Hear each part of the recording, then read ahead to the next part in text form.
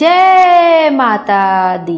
ओम देवी स्कंद माताए नमः अर्थात ओमकार स्वरूपी स्कंद माता, जो कि अपने भक्तों की समस्त इच्छाओं को क्षण भर में पूर्ण कर देने वाली हैं, उनके चरणों में बारंबार नमस्कार है। बोलिए स्कंद माता की जय। या देवी सर्वभूतेषु स्कंद माता रूपेणी संस्थिता, नमस्तस्यै नमस्तस्यै नमस्तस्यै नमो नमः। जय माता दी। आप सब भी कमेंट में माता रानी की जय अवश्य लिखिएगा। आइए आज के वीडियो में हम नवरात्रि के 5वें दिन माँ दुर्गा के 5वें स्वरूप माँ स्कंद माता की व्रत कथा का श्रवण करेंगे। नवरात्रि के 5वें दिन स्कंद माता की पूजा आराधना की जाती है। स्कंद माता देवी दुर्गा का 5वां अवतार है। स्कंद माता का नाम 2 शब्दों से मिलकर बना है, स्कंद व माता, और इसका अर्थ होता है स्कंद की माता। स्कंद का अर्थ है कार्तिकेय, जो कि महादेव और माता पार्वती के पुत्र हैं। माता का अर्थ है माँ, और इसी प्रकार स्कंद माता माँ पार्वती का ही एक रूप है। माता स्कंद माता की 4 भुजाएं हैं। माँ एक हाथ में कार्तिकेय जी को पकड़े हुए हैं और उनके दूसरे व तीसरे हाथ में कमल का पुष्प है। अपने चौथे हाथ से स्कंद माता अपने भक्तों को आशीर्वाद देती हैं। स्कंद माता की सवारी शेर है। स्कंद माता विशुद्धि चक्र की अधिष्ठात्री देवी है। विशुद्धि चक्र हमारे गले के उभरे हुए भाग के ठीक नीचे स्थित होता है। माँ स्कंद माता की सच्चे मन से पूजा करने से विशुद्धि चक्र जागृत हो जाता है, जिससे वरी की सिद्धि प्राप्त होती है। माँ स्कंद माता का वाहन मयूर भी है, इसलिए उन्हें मयूर वाहन के नाम से भी जाना जाता है। इनका वर्ण यानी त्वचा का रंग शुभ्र है। माता हमेशा कमल पर विराजित रहती हैं, इसलिए उन्हें पद्मासना देवी के रूप में भी जाना जाता है। माँ स्कंद माता का मन पूर्ण रूप से लौकिक और सांसारिक संबंधों से दूर रहता है।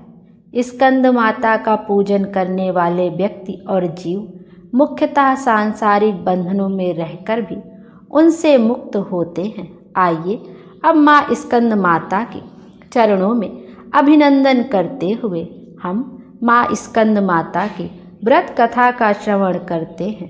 पौराणिक कथा के अनुसार बहुत समय पहले जब भगवान शिव का विवाह देवी सती से हुआ था, हालांकि जब सती ने अपने पिता द्वारा आयोजित महायज्ञ में खुद को यज्ञ अग्नि में भस्म कर दिया था, तब भगवान शिव अत्यंत क्रोधित हो गए और सब कुछ त्याग कर वे देवी सती के वियोग में गहन तपस्या में चले गए। जल्दी तारकासुर नाम के एक राक्षस ने देवताओं पर आक्रमण करके उन्हें परेशान करना शुरू कर दिया। यह बड़ी चिंता का कारण था, क्योंकि भगवान शिव के वरदान से तारकासुर को केवल भगवान शिव के पुत्र ही मार सकते थे, और यह बात तभी संभव थी जब भगवान शिव का विवाह हो जाए। अब उधर सभी देवताओं के अनुरोध पर देवर्षि नारद ने माँ पार्वती से भेंट की। उन्होंने देवी सती के रूप में उनके पिछले जन्म के बारे में देवी पार्वती को सब कुछ बताया और उन्हें उनके वर्तमान जन्म के उद्देश्य के बारे में भी बताया। देवर्षि नारद ने देवी को समझाया कि माँ पार्वती और भगवान शिव की एक संतान होगी, जो राक्षस तारकासुर का वध करके उसको हराएगी।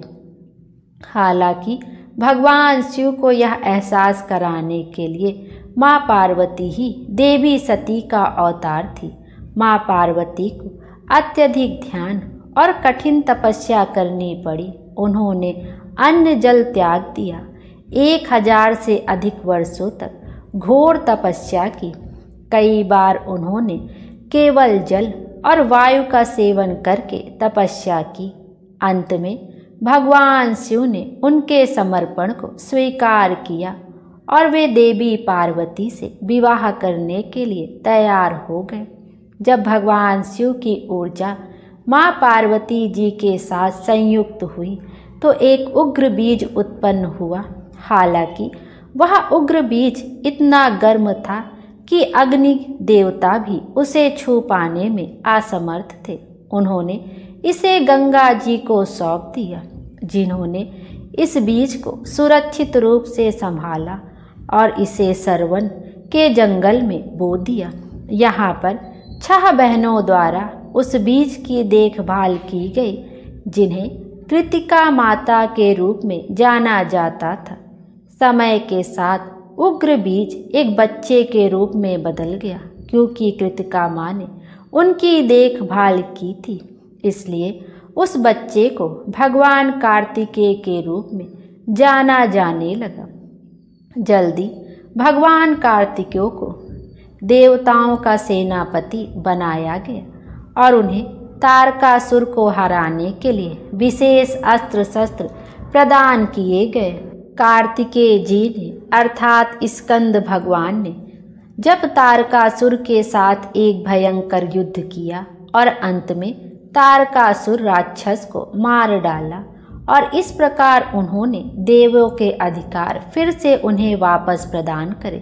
क्योंकि कार्तिकेय जी का जन्म एक गर्म बीज से हुआ था, इसलिए उन्हें स्कंद के नाम से जाना जाने लगा, जिसका संस्कृत में अर्थ होता है उत्सर्जक। और उनकी माता पार्वती को स्कंद माता के नाम से जाना जाने लगा। देवी स्कंद माता की यह कथा माँ और पुत्र के रिश्ते का भी प्रतीक मानी जाती है।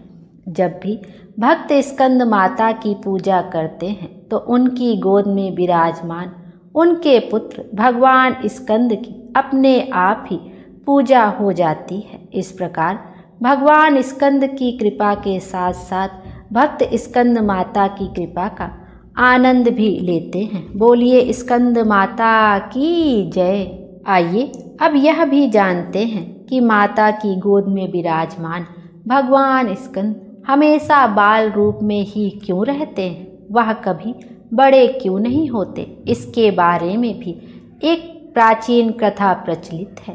कहते हैं कि ऐसा एक श्राप के कारण हुआ है। आइए उस श्राप का कारण जानते हैं। एक बार भगवान शिव और देवी पार्वती एक खेल खेल रहे थे, जिसमें भगवान शिव अपना सब कुछ हार गए और हारने के बाद वे गंगा जी के किनारे चले गए। इधर कैलाश पर्वत पर भगवान शिव को ना पाकर कार्तिकेय जी को बड़ी चिंता हुई। पूछने पर माता पार्वती ने उन्हें सब कुछ बता दिया। सारी घटना जानकर कार्तिकेय जी शिव जी के पास गए और उनसे वापस लौटने की प्रार्थना करने लगे। भगवान शिव ने कहा कि अगर उनकी हारी हुई सारी वस्तुएं वापस मिल जाए तभी वह कैलाश पर वापस लौट सकते हैं। कार्तिकेय जी ने कैलाश पर्वत पर आकर माता पार्वती से खेल खेल में भगवान शिव के सारी वस्तुएं पुनः जीत ली और भगवान शिव को वापस कर दी।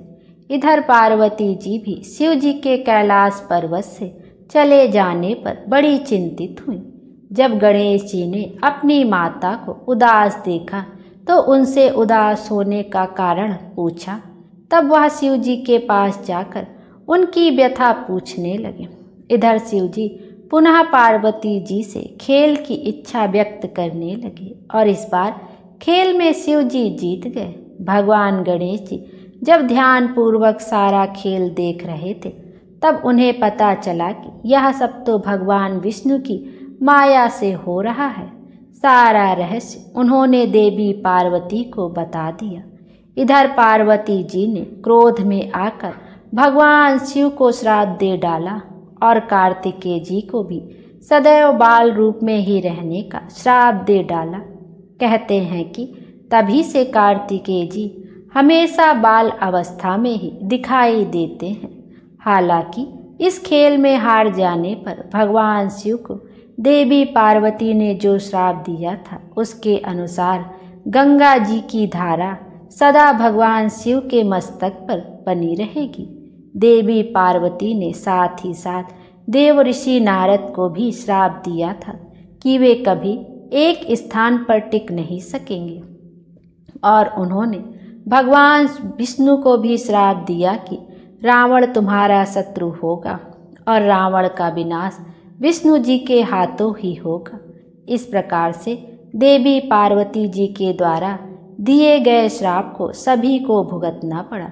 बोलिए माता स्कंद माता की जय।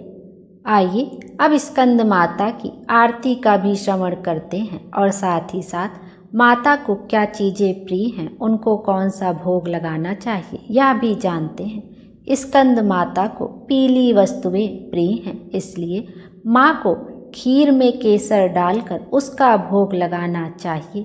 स्कंद माता को केला भी अर्पित करना चाहिए।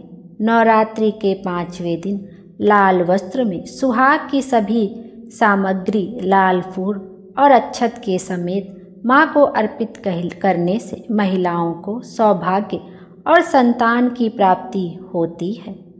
इसके साथ ही 5 कन्याओं और 5 बालकों को भेंट स्वरूप खीर और मिठाई देने से माँ भगवती प्रसन्न होती हैं। देवी की कृपा से सबकी झोली भरती है और सभी मुरादें पूर्ण होती हैं। आइए अब स्कंद माता की आरती का भी श्रवण करते हैं।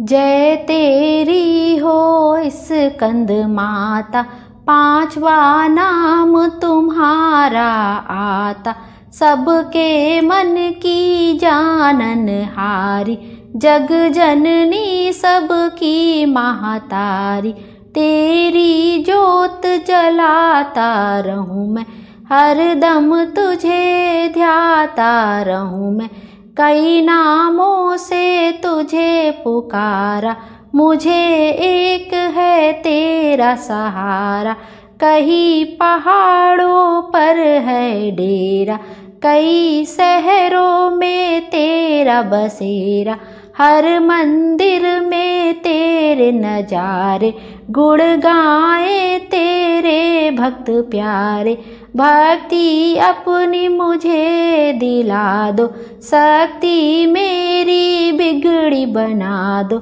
इंद्रादि देवता मिल सारे, करे पुकार तुम्हारे द्वारे, दुष्ट दैत्य जब चढ़ कर आए, तू ही खंडा हाथ उठाए, दास को सदा बचाने आए, भक्त की आस पुजाने आए, जय तेरी हो स्कंद माता, 5वां नाम तुम्हारा आता, जय तेरी हो स्कंद माता, जय तेरी हो स्कंद माता। बोलिए स्कंद माता की जय। माँ स्कंद माता हम सब की मनोकामना पूर्ण करें और हमारे जीवन को खुशियों से भर दें। Thank you.